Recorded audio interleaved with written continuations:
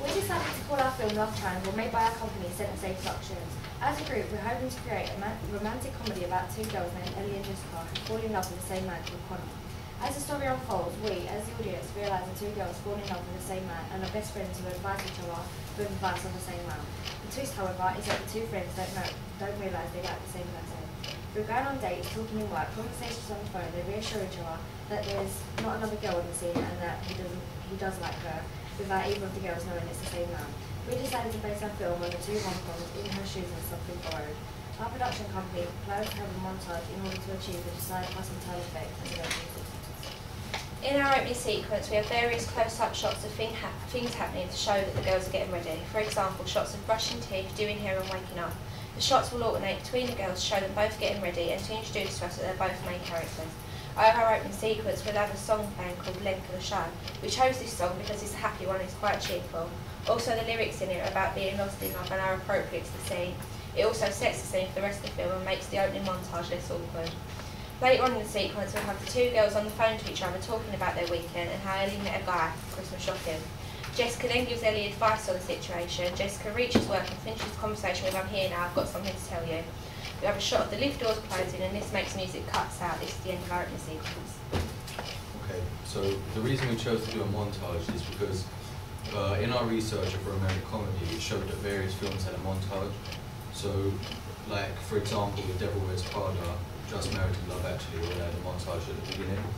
So we decided to do it because it was a good way to introduce our two main characters and to show that they both have a similar lifestyle, i.e. they like go to work and stuff.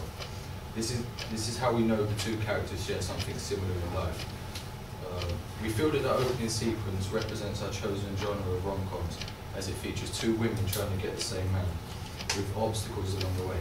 However, we did choose to change one convention, and we've done this by making the two main characters two girls rather than a man and a woman. And the twist of the main relationship is that it's a friendship rather than a romance. So however, even though there is a romance, the main theme is the friendship between the two girls. Within our team, we haven't decided on specific roles just yet, but we have a rough idea. Connor's skills at editing and he has a steady hand when it comes to filming. We think Connor will be good at this. Becky is good at deciding what actually happens on screen and assembling the rush cuts before editing, so she will be given this role. I'm quite good at editing and picking out little things that need to be changed, so after Becky and Connor, I will take over editing and finish it off. We decided our target audience will be females aged 15 plus. Of course, certain conventions of the film will appeal to men. Most of it follows the lives of two women, and men may find it a little boring. Good, thank you very much. There's some interesting stuff in there. The Well Done for Spotting montage as a convention, it's in almost every rom-com in history. There are usually intercut with titles. You are going to need that conversation to be quite interesting after the montage. You want to hold viewers' interest. You need, so I don't know if you've seen, did you see Courtney's from 2 years ago? Courtney and they did rom-com, they were one of the first groups that we had. Is that the one in the office? Yes. Yeah, I've seen that. So slightly bizarre, goes off into a daydream. There's again, montage plus gimmick. You do need a gimmick, you need a hook in that conversation to somehow work it out. I think having the two characters being very much the same doesn't work for me. I'd want the two characters to We have set them apart. I'd want them to almost be completely opposite. We have done that, like one of them, if like you move because I've done it, isn't it?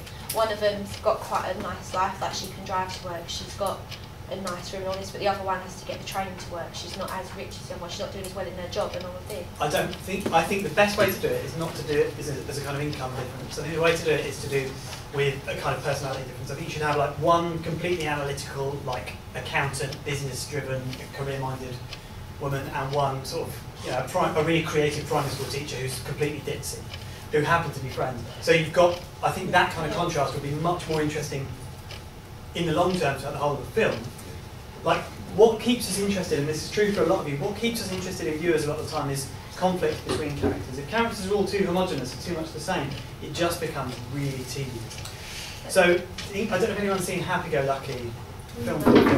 It's a really good film, and the whole film is centred around the contrast between a very kind of pleasant, nice, creative woman and a really embittered, aggressive, unpleasant man. And it's those contrasts that keep us interested, and that's what yours is missing. Yeah. We did try to base it on, you've seen Just Married? No.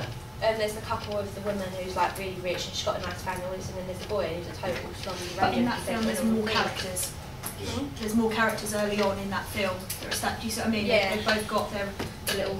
But that was one of the entourage. things we researched, and we did try to base it on like it's a good way to change. Think due on income. That's what we basically based it on. Let's be clear of that.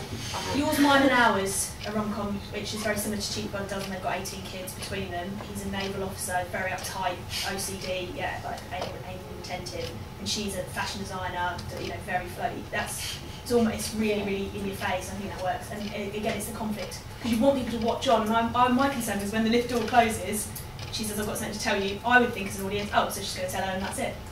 Do you know what I mean? You want to leave them guessing to want to find out a bit more. Yeah, maybe. Anyway, Renee, You need a bit more no, enigma. yeah. Anything else? You didn't know quite nothing. Okay. Thank you very much. Yeah, thank you.